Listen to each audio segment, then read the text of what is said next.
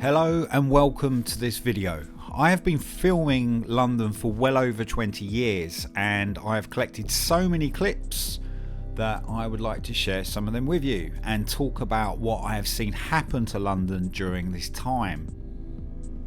Although the last 2 years have been bad for businesses, I have seen this progressing in a slower way in the last 2 decades. We have followed narratives that have led us to this point, so we need to become aware of these now, so our future generations can live in a peaceful world and put an end to the trauma, mind control we have around us. It's incredible how London has changed over the years. Once a vibrant, buzzing city full of nightlife and culture, markets and the street traders, performers were the main core to London's originality. But as the property market became the dominant part of the economies, culture began to die. Areas gentrified and corporations moved in. London became more driven by money and property became its #1 target. London has been sold to many overseas investors who have put huge amounts in the UK property market. The more that's built in the city, the more the property market will rise around it and the UK. The same goes for all cities around the world, New York, Hong Kong, Barcelona, etc. That is why so many skyscrapers are built and cities become more congested, filling every space possible so they can maximize profit, but that's at one level. From all the social programming, from fears from wars, catastrophic historic events, it was inevitable the housing property market would become the driving force to our monetary system. It gave people security, safety, their own castle, something to work for and dream towards.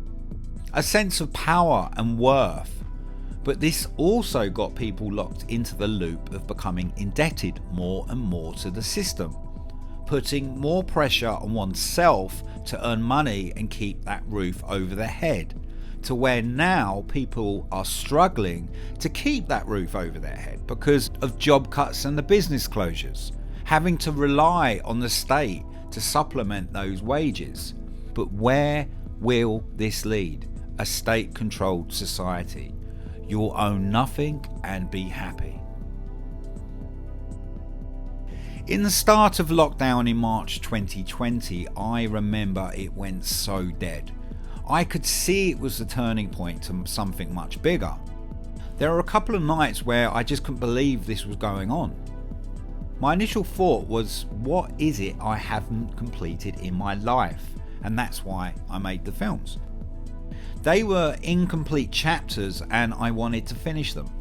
So many thoughts over the years in, and then bam, the world plunges into lockdown. I could see what was happening. I've seen it going on for many, many years.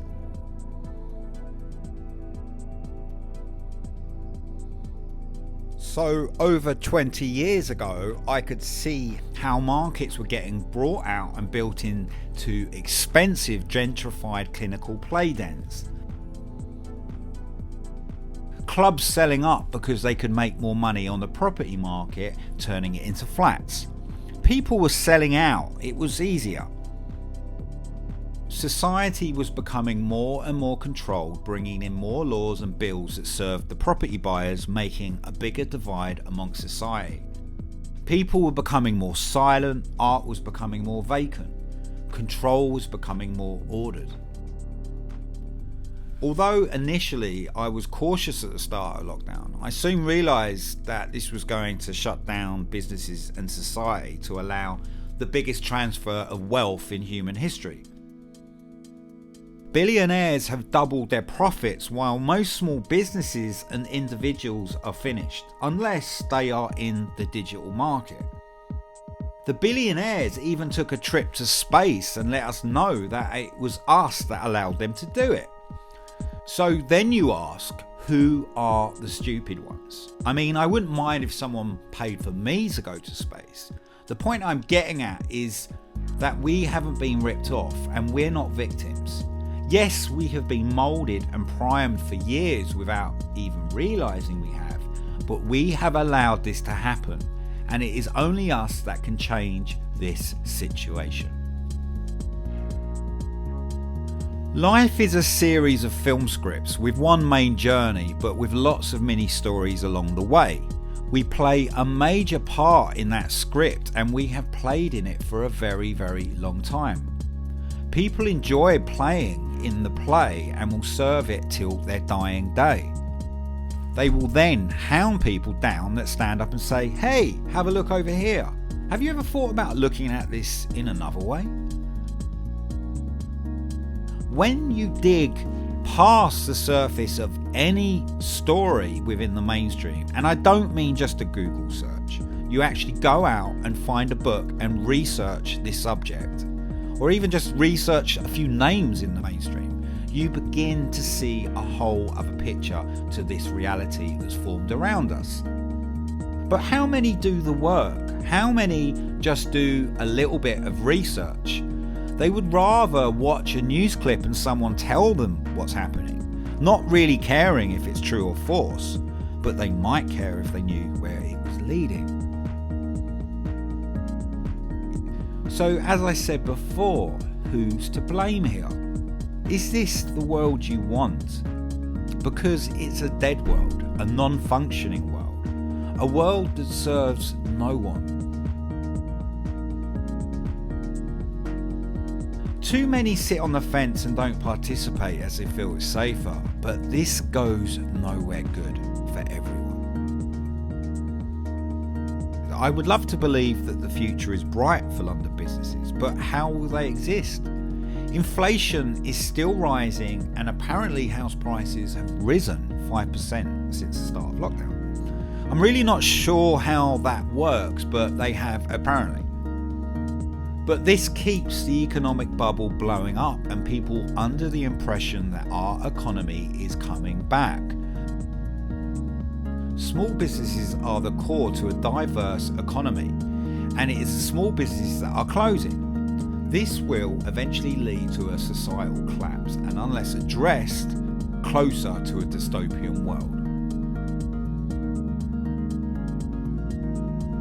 So how will property value sustain? Without the core functions happening in society, how can property be of value when society's supply chains are broken down? We are moving into a complete digital age, something that is very exciting but also very unnerving because we're not sure where this actually leads. But it's not a bad thing. AI can be of great benefits to humans if we use it correctly. But how far do we need this to go to see the darker elements? Are we going to build a metaverse and leave this physical world to die and rot as a dystopian hell?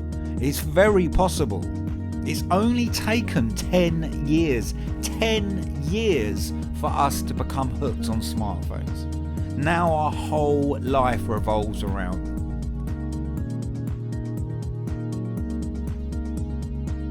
When I was a kid, I went out with my keys and a Walkman. Now you carry your whole life around in your pocket.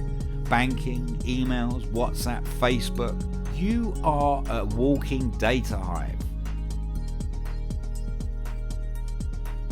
Most people have given their life away, but only because they have consented or agreed somewhere to it. We are in a crucial time and paving the way we want our world to go. Every day, every hour, every second. We cannot stop the developments that will happen in the next 10 years. We can only influence within it, as we do with all this reality. Some things will be very intense for some, as they will not understand the depth to where this leads. Reality has been made very comfortable over the last 20 years, and people have become very comfortable in being told a vision. People's living rooms are their churches and their armchairs are their thrones. They have ignored history or been conditioned to believe the darker elements of the world have been removed, and every government move is for the greater good of humanity. We'll leave it there, shall we? I feel for society. I want to help, but at the same time, how can I care? Ignorance is their bliss, apparently, but it ain't mine. Thank you for watching, everybody. Please like, subscribe if you haven't already, and the films are coming soon, and see you later.